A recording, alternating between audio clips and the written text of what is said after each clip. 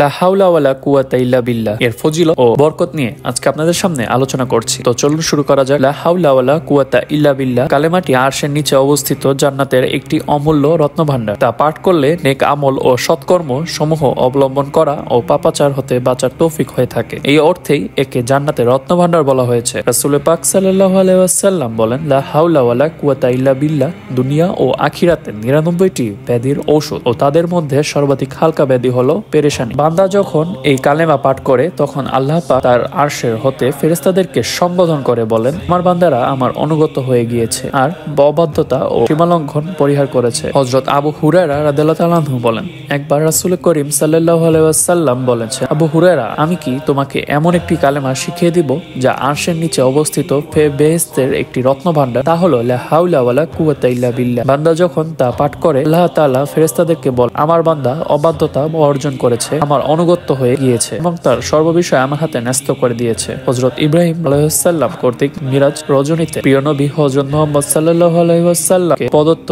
ওসিয়ত করে গিয়েছেন। হযরত ইব্রাহিম আলাইহিস সালাম এর সাক্ষাৎকালে তিনি বলেছেন, হে মুহাম্মদ সাল্লাল্লাহু আলাইহি ওয়াসাল্লাম, আপনি আমার উম্মতকে বলবেন আর তারা যেন লা হাওলা ওয়ালা কুওয়াতা ইল্লা বিল্লাহ তারা জান্নাতের বাগান বৃদ্ধি করতে থাকে। ধন্যবাদ। এমনই ভিন্নধর্মী আমল নিয়ে আলোচনা করছি প্রতি এপিসোডে। আমাদের সাথেই থাকুন। আসসালামু আলাইকুম।